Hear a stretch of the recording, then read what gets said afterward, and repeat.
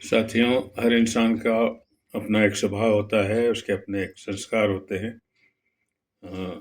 जो दर्शाते हैं कि क्या फ़र्क है दो इंसानों के बीच में। अब ये कहा जाता है कि स्वभाव संस्कार तो ईश्वर भी पिछले जन्म के हिसाब से देता है, जन्म के साथ ही। चलिए मान भी लें कि चलो ईश्वर ने स्वभाव संस्कार दे दिया है, लेकिन अगर उनमें कोई चीज़ गलत है तो माँ-बाप हैं सब।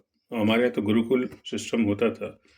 जो अगर कोई बुरा चीज़ है तो उसको मिटा देते थे, समझाते थे और अच्छाइयों की ओर उनका ध्यान लगाते थे। तो इसलिए सतयुग भी था, लोग सच्चे लोग थे साहब, कोई मिलावट नहीं थी उनके संस्कार में, स्वभाव में। आजकल तो आपको पता ही नहीं चलता कि कौन सच्ची बात कर रहा है, सच्चा पेश आ रहा है कि नाटक कर रहा है। मतलब ये तो पता लगाना मुश्किल हो गया है। तो ये कैसे हो सुधार साहब? इन्हीं चीज़ों की वजह से आज समाज में इतना झूठ, छल, कपट, बेईमानी फैल रही है कि उसको शायद बचपन में समझाया नहीं गया, बताया नहीं गया।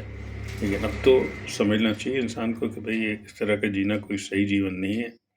इससे क्या ईश्वर खुश होगा? साहब कितना ही धर्म कर्म कर लीजिए, कर्म ज़रूरी है लेकिन स्वभाव भी तो उतना ही ज़रूरी है साहब, संस्कार भी तो उतने ही ज़रूरी है, जो हमें धर्म सिखाता है संस्कारों के बारे में।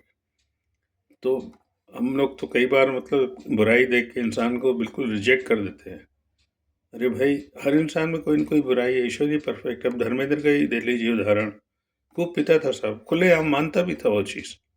अब ठीक है साहब, उसको कोई थी चाह उसको अंदर, कोई ऐसी बात थी, लेकिन स्वभाव की बात करें तो he was a gem of a person. कहते हैं साहब ऐसा इंसान नहीं देखा जो पूरा मिट्टी से जुड़ा हुआ था आखिरी तक।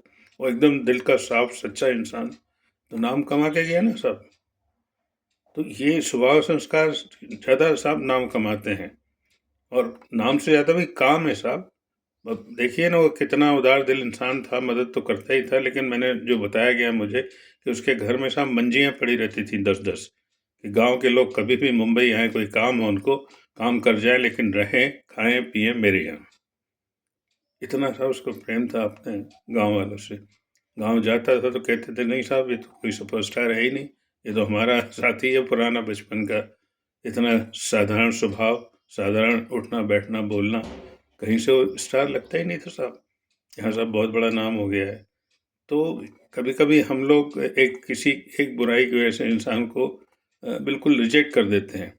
वो भी गलत है साहब। इंसान प्लेट में चाय पी रहा है कहीं, कॉफ़ी रेस्टोरेंट में, कहीं पे भी, तो इसका मतलब नहीं कि वो गया भी था इंसान है, जाहिल है, गँवार है, उसे तमीज़ नहीं है। कभी आप उसके पास बैठिए, बात करिए तो पता चले वो तो यार बहुत बड़ा बुद्धिमान है, जीनियस है एकदम यार वो तो।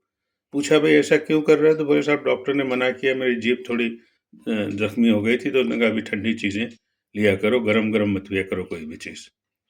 तो हम तो राय बना लेते हैं 2 मिनट में साहब। तो ये तो तरीका नहीं हुआ साहब जीने का। समझिए, परखिए, जाँचिए, विचार मिलाइए, मिला के देखिए उससे। समय दीजिए हर इंसान को साहब। ऐसे ऐसे एकदम आप रिएक्शन या कोई प्रतिक्रिया कैसे दे सकते हो? Thank you.